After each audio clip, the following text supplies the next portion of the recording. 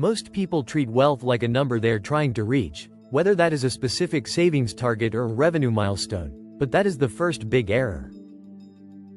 Wealth is not a destination you arrive at with the same mind that set the goal in the first place. It is an identity switch so complete that the person who eventually earns the money cannot be the same person who originally made the plan. The employee operating system runs on linear output where you trade your time for money. You are the single decision maker, and the entire machine queues around your brain, which works fine for a while until it doesn't. The ceiling arrives quietly, and suddenly you are working more hours than ever while the output curve flattens against an invisible wall. That wall is you. An owner's operating system runs on asymmetric leverage where systems do the work and other people make the decisions. Your attention shifts to capital allocation and architecture design instead of execution because 1 hour of owner thinking produces output that 100 hours of operator effort can't touch. This video is not theory, and I am giving you the protocol for switching operating systems permanently. This is a full rebuild of how you think, what you do with your days, and who you become in the process. What is waiting on the other side is not just more money, but a version of you that cannot be recontained. Once you see how systems and leverage actually work, you cannot unsee it, and you can't go back to believing your personal effort is the ceiling. The protocol has 3 phases: reset, recode, and rise. If you skip any phase, the whole thing collapses. Most people try to jump straight to systems and hiring without first breaking the identity that made them successful as an operator, and that is exactly why they fail. The architecture matters, but the sequence matters more. Reset. Breaking the employee identity. The real obstacle is not a skill gap or a lack of capital, but rather identity fusion. The belief that your output equals your self-worth is what got you here, and while it made you competent and indispensable, it is now the thing keeping you small. High performers build what researchers call knowledge shields, which are mental defenses that protect the models responsible for past success. When a model stops serving you, the shield does not drop, but instead reinforces itself. You double down on the very pattern that is now a liability because abandoning it feels like abandoning yourself. This is the sunk cost fallacy applied to your own identity. You invested years becoming the person who fixes things and has all the answers, so you defend that pattern even as it is choking the business. Letting go feels like throwing away everything you built. Here is the truth that most owners never internalize. Owner-level wealth requires becoming the opposite of a bottleneck, not just a faster or more efficient one. You have to be the person who designs systems instead of executing them, and your value must show up in the architecture rather than the doing. Your first protocol step is to write your current owner job description, which should include 5 to 7 responsibilities that only you can do. Actually write them down on paper. Everything else on your plate is a delegation candidate right now, not next quarter or when you finally hire someone. Watch what happens when you make that list. Most people discover that what they call owner work is actually just senior operator work, like sales calls or client relationships. The circle of competence trap hits hard here because you cling to sales or product since that is where your expertise lives. You are good at it, and it feels like ownership because you are the one doing it, but expertise is not the same as ownership leverage. Being great at something does not mean you should be the one doing it. Most people stall at exactly this point because letting go feels like losing control. Your hands will itch to jump back in, but this is the first act of real control. You are designing the architecture instead of living inside it, and you stop being the house so you can start being the blueprint. The diagnostic phase ends here. You have named what only you can do, and you have seen where you are clinging to an operator identity. Now we install the replacement mental models because identifying the problem without new wiring just leaves you aware of your cage while you are still living in it. RECODE. Installing the owner mental models. The employee mind thinks in first-order consequences, where doing a task simply means the task gets done. It feels direct, visible, and satisfying in the moment. The owner mind operates differently by focusing on second and third order effects, constantly asking what happens next and what follows after that. When you apply this logic to your own time, you'll notice that moving out of daily operations actually increases errors at first. Things slow down, and someone else might handle a client conversation while missing a nuance you would have caught instantly. While the first order effect looks like damage to the business, the second order effect is what actually matters for long-term growth. The system is forced to document itself because you aren't there to fill the gaps, and your team develops real autonomy because they finally had to. The business starts learning to breathe without your lungs doing all the work, and that is the fundamental shift you need. Opportunity cost must become your primary decision filter from this point forward. You need to put a shadow hourly rate on your time that isn't based on what you used to charge for labor. Instead, base this number on the company value growth you are targeting over the next few years. If you are building toward a business worth $5 million and you work 2,000 hours a year, your owner rate isn't your old consulting fee. It is a number that makes most operational tasks look like theft from your future self, so you must treat anything beneath that rate as a candidate for immediate delegation. The map is not the territory, and as you step back from the front lines, your dashboards and reports become abstractions of reality. The risk here is that you start managing the numbers instead of the actual business. You need intentional mechanisms to stay connected to the ground floor, like regular customer calls where you do nothing but listen. Try skip-level meetings with people 2 layers below your direct reports, or use on-site shadowing to watch what actually happens instead of what the process document says should happen.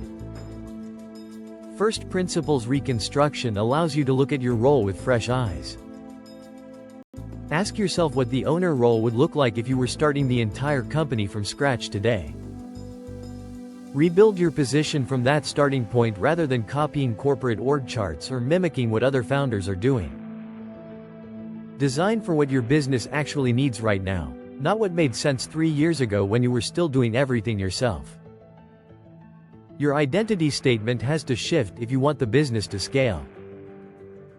The old version of you is the person who made things happen, but the new version is the person who designs the conditions where things happen without you. This isn't just a semantic difference or a clever play on words.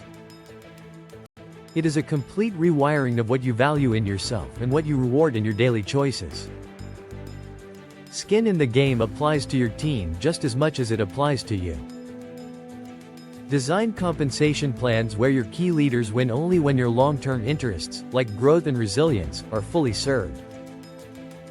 If their incentive structure rewards raw revenue without any margin accountability, you shouldn't be surprised when your profitability starts to erode.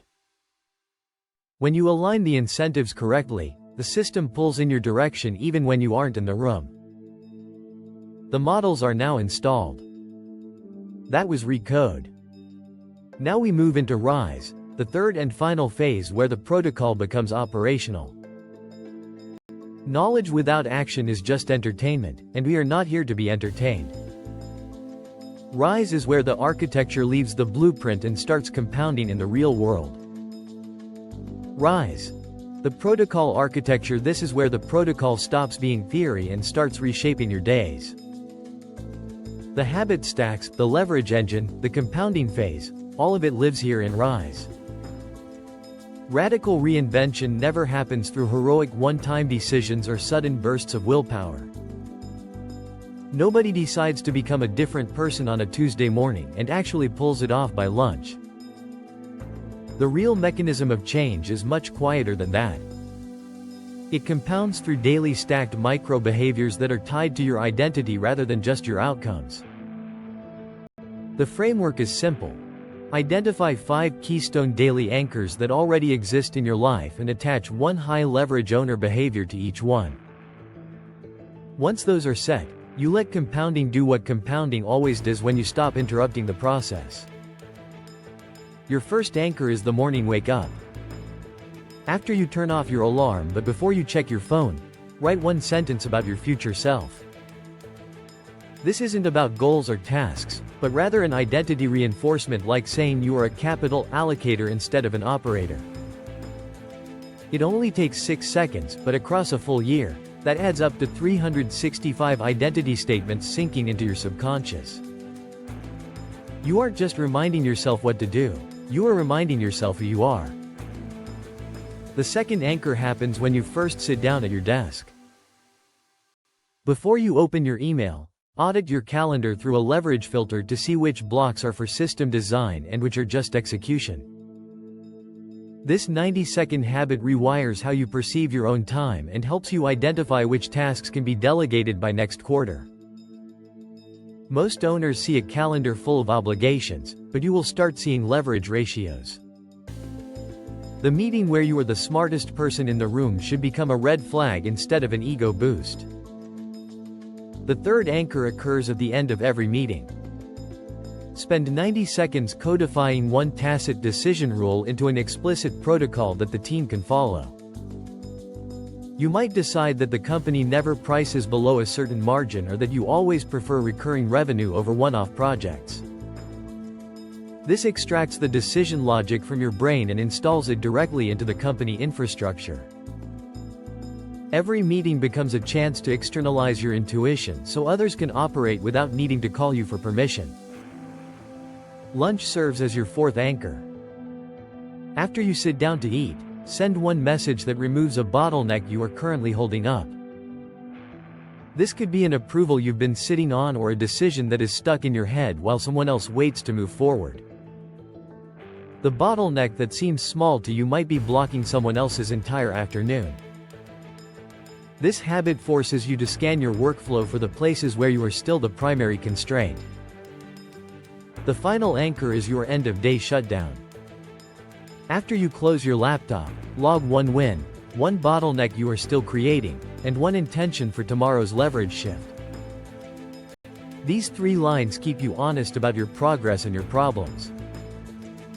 The win reinforces your growth, the bottleneck keeps you humble about where you are failing, and the intention primes your brain for tomorrow's first move.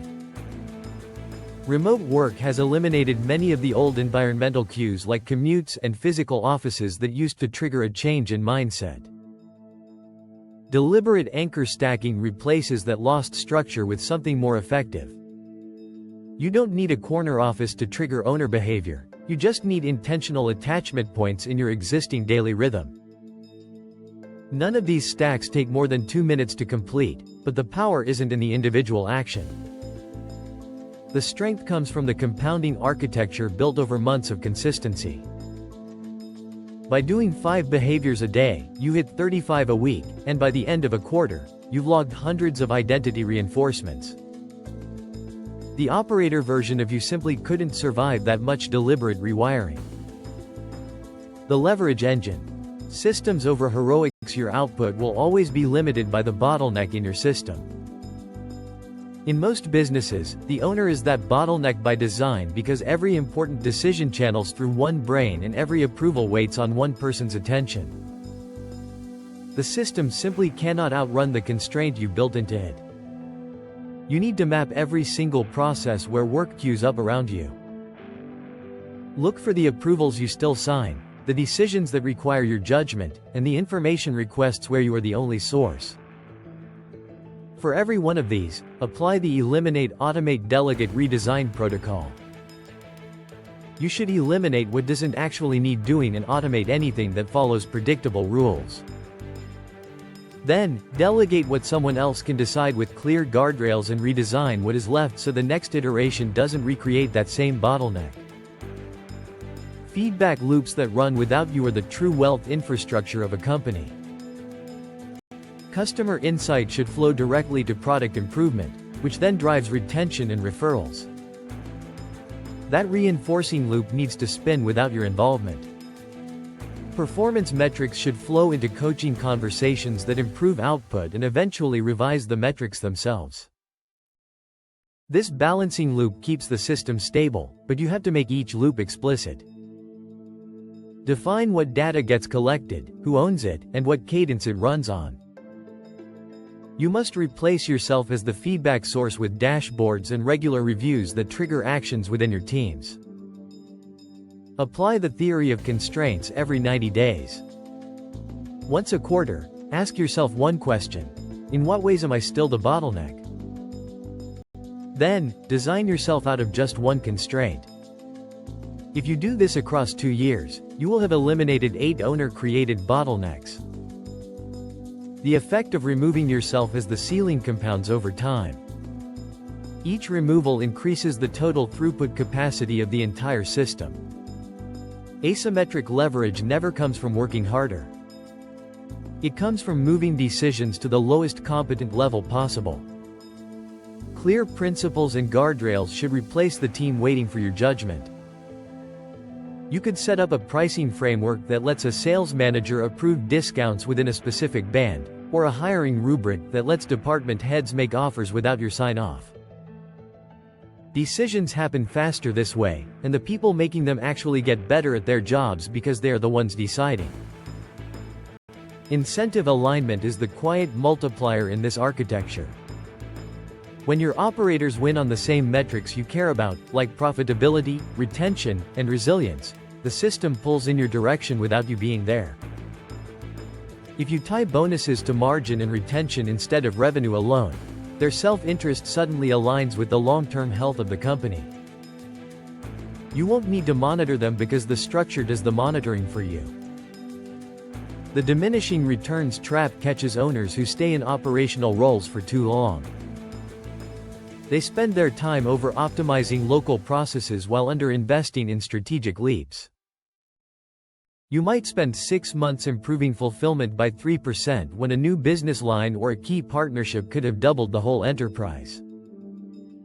The operator brain loves optimization because it feels like progress, but the owner brain knows that asymmetric returns come from architectural moves, not just tweaking the existing machine. The engine is built and the daily protocol is running.